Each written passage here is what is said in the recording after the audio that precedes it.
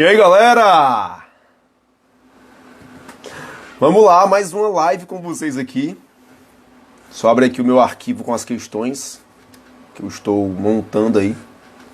Deixa eu ver. Boa noite, né? Boa noite a todos aí que estão chegando. E vamos comentar duas questões, né, cara? Duas questões sobre nosso desafio quebrando a LEP. Quebrando a LEP.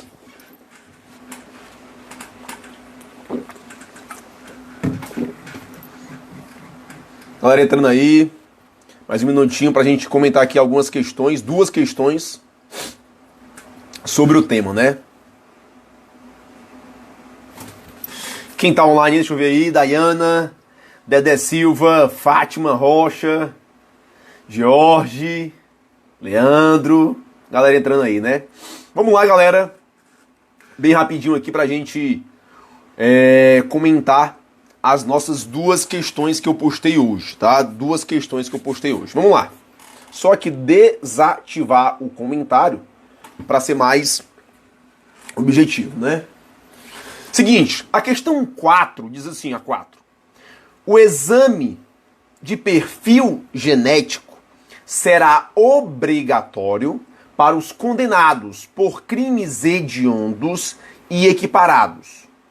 E sua recusa constitui falta grave. De novo, o exame de perfil genético será obrigatório para os condenados por crimes hediondos e equiparados. E sua recusa constitui falta grave. Vamos lá. Essa questão, ela trata, deixa eu ver aqui, do artigo 9º da lei de artigo 9A da Lei de Execução Penal. Artigo 9A da Lei de Execução Penal. Olha como o texto é. Artigo 9A. Os condenados por crime praticado dolosamente, com violência de natureza grave contra a pessoa ou por qualquer dos crimes previstos no artigo 1º da Lei dos Crimes Hediondos. Vamos lá aqui analisar. O artigo 9A, ele vai tratar do exame de identificação de perfil genético. Esse exame aqui não tem nada a ver com o exame de classificação do artigo 5º. E não tem nada a ver com o exame criminológico do artigo 8º. São três exames totalmente distintos. O exame de classificação do artigo 5º não tem nada a ver com o artigo 9A, que não tem nada a ver com o exame criminológico. O exame criminológico é para formar, digamos assim, analisar, digamos assim, o perfil criminológico do preso, né? Como ele vai se adaptar à nova realidade dele, quais são os seus sentimentos frente ao crime, enfim, formar um prognóstico, um diagnóstico sobre aquele perfil criminoso. Esse aqui não. Aqui, o artigo 9A trata do exame de perfil genético, que é para alimentar um banco de dados do Estado.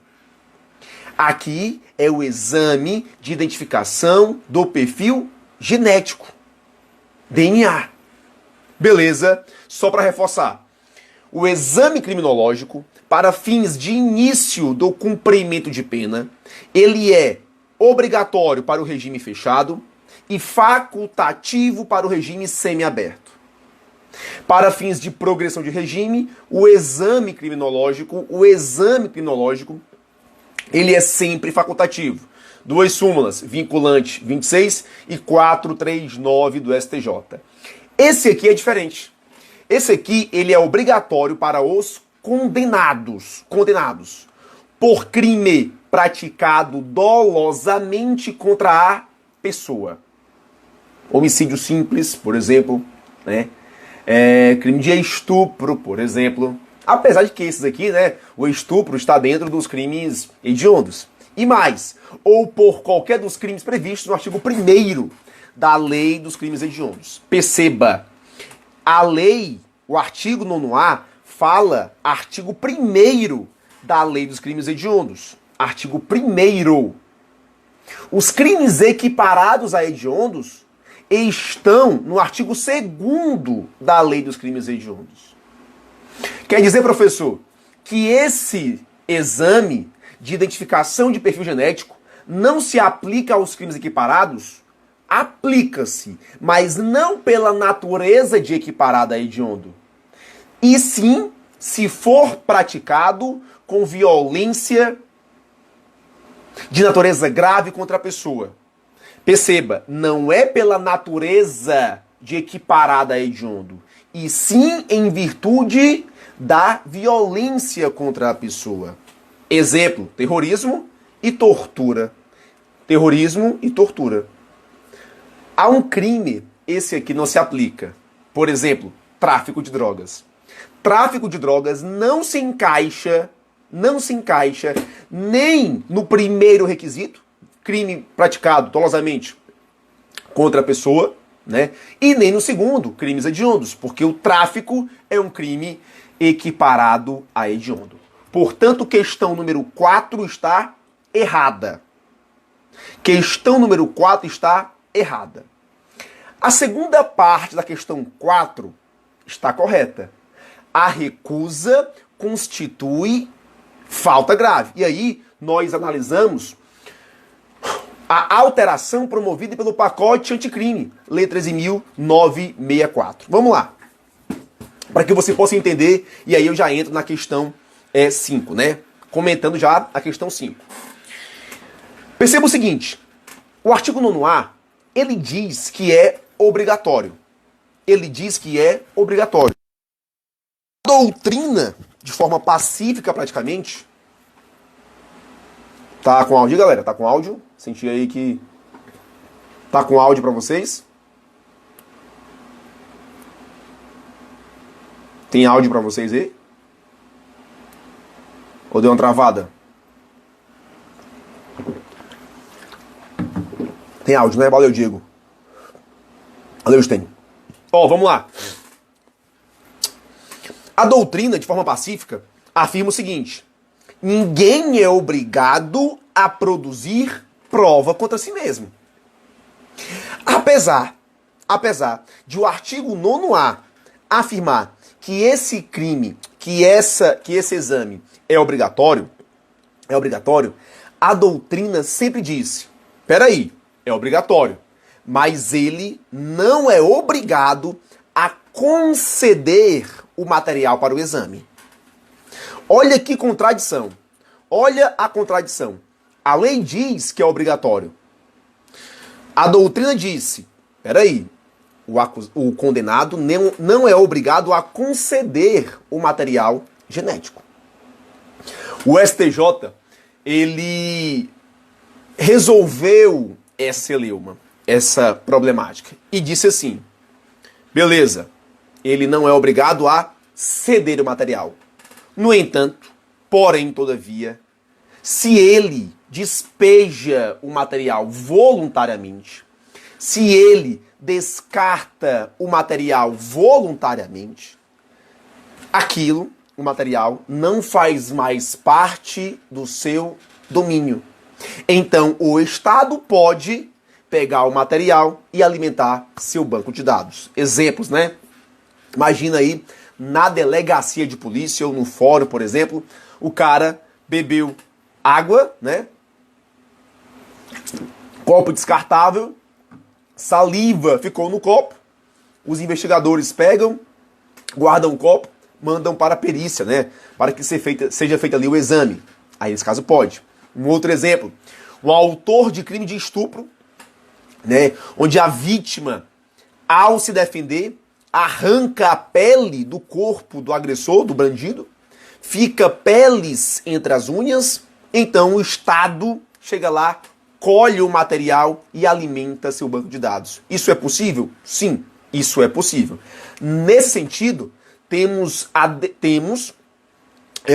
uma decisão do STJ, que afirma o seguinte, STJ, a produção de prova por meio de exame de DNA sem o consentimento do investigado, é permitida se o material biológico está fora de seu corpo e foi abandonado. Ou seja, o que não se permite é o recolhimento do material genético à força. Exemplo, pegamos ali o bandido, seguro a cabeça dele, passo a tesoura em seu cabelo, pego o material e faço a análise do material genético. Isso não pode, tá? Isso não pode. Nesse sentido, STJ. Nesse sentido, STJ. Beleza, monstros? Portanto, questão 5 está correta. Questão 5 está correta. E aí que eu quero te dar aqui uma informação a mais. Isso sempre existiu. Isso sempre existiu, né? Sobre a natureza, a quem se aplica, aos condenados por crimes hediondos ou por crimes praticados com violência de natureza grave contra a pessoa, e a não obrigatoriedade do acusado, sob pena de violação do princípio de não produzir, né, provas contra si mesmos. Nesse sentido, sempre houve essas informações. Sempre foi nesse sentido, tá? Sempre. No entanto, o pacote anticrime alterou ou acrescentou dispositivos legais. Disse o parágrafo 4º, trouxe o parágrafo 4º, o seguinte texto. Esse aqui, incluído pelo pacote anticrime. Parágrafo 4º. O condenado pelos crimes previstos no caput, que não estiver sido submetido à identificação do perfil genético por ocasião do ingresso no estabelecimento prisional, deverá ser submetido ao procedimento durante o cumprimento de pena. O pacote anticrime, ele veio a reforçar, olha que interessante, a reforçar a obrigatoriedade da realização do exame de identificação de perfil genético. Ele fala, se você é condenado ingressar no sistema prisional, nós deveremos fazer a colheita do material e fazer o exame ali de identificação do perfil genético. Ou faz no início, ou faz durante. Agora, olha o mais interessante de tudo. Parágrafo 8º. Constitui falta grave a recusa do condenado em submeter-se ao procedimento de identificação de perfil genético. Olha o combate doutrinário. Bateu de frente, velho. Peraí. O STJ afirma que ele não é obrigado a conceder o material. O Estado pode pegar o material que ele despejou voluntariamente. Veio a lei e diz, você não é obrigado, mas se recusar, constitui, você pratica falta grave. É isso? É igual o teste do bafômetro, né? Ninguém é obrigado a submeter-se ao exame de etilômetro. Ninguém é obrigado. Mas se recusar, papai, é 3 mil e lá vai cacetada de multa. Porra. Ou tu recusa e não produz, prova contra si mesmo, né? Ou tu recusa, é isso mesmo, tu recusa e paga a multa, ou não recusa e produz prova contra si mesmo. Mas que é isso? É contraditório. Galera, pesquisei muito, tá? A doutrina não entra num consenso sobre isso, um assunto altamente polêmico, e eu sinto aqui segurança em dizer para você, a sua banca não vai entrar em tema polêmico dessa natureza. Não vai. É um tema novo. Professor, se ela cobrar a letra de lei, marque correto. Eu costumo dizer que com letra de lei ninguém briga. Está na lei. Não tem declaração ainda de do STF sobre isso, sobre a sua inconstitucionalidade. Não temos, então, para fins de prova, leva isso. Para fins de prova, leva isso. Só lembrando, a recusa constitui falta grave.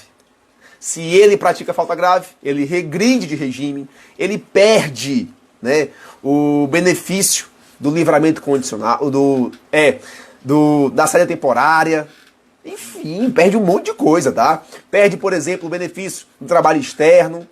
A falta grave reflete diretamente na execução da pena.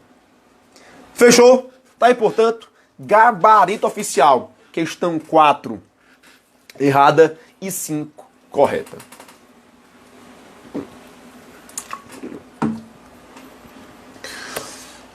Dúvidas?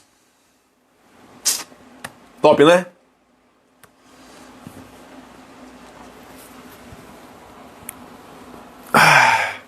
Ó o Bruno, cara! Bruno Bezerra! Show, Brunão! Beleza, monstros? Dúvidas? Dúvidas? Professor, tem previsão de quando vai sair Polícia Penal Ceará? Acredito, Shirlane Matos. Próximo ano, tá? Próximo ano, esse ano não. Este ano não. Galera, tem uma novidade pra vocês, tá? Novidade pra vocês. Novidade pra vocês. Escuta aí, ó. Novidade pra vocês. A pedidos da galera aí de um modo geral, eu vou lançar hoje, daqui a pouco, um curso modular aqui no Instagram, em um Instagram privado, só de lei de execução penal. Só de lei de execução penal. Eu vou abordar 2 aulas por final de semana. 2 aulas por final de semana. 2 lives, na verdade.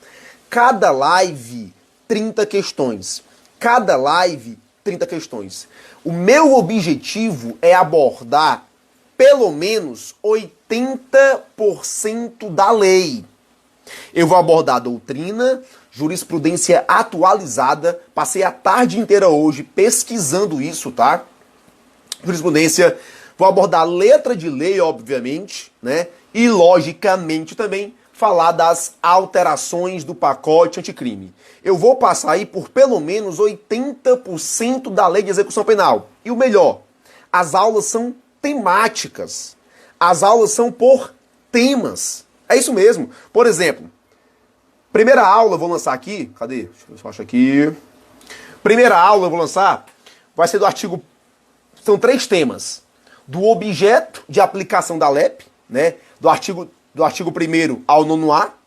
Das formas de assistência e dos direitos do preso. 3 temas, 60 questões, 30 por live. As lives ficarão salvas no IGTV, tá? Serão 2 lives por final de semana em um Instagram privado. Vai ter questões, PDF e material de apoio. Galera, e com aqueles bizus ferozes, né, velho? Sempre fazendo você entender a lei de execução penal, porque já ficou claro pra vocês, eu acredito muito nisso, que é mais fácil você entender a LEP, né, cara? Que assuntos, por exemplo, como assistências, ela se torna mais didática quando eu pego a realidade prática e jogo nas questões, e jogo na letra de lei, faço você entender, tá? Então, vai lá no meu Instagram, tá? Vai lá no meu Instagram que eu vou fazer a postagem agora pra você fazer a inscrição, beleza? Na lei, o preso, regime fechado... não entendi não, Flavinha. Na lei, o preso de regime fechado é obrigado. Sim. Que era facultativo. Creio que não, viu? Creio que não. Enfim, galera, vai no meu Instagram, que eu vou fazer a postagem agora pra você fazer a inscrição. Fechou? Valeu, tamo junto e até daqui a pouco.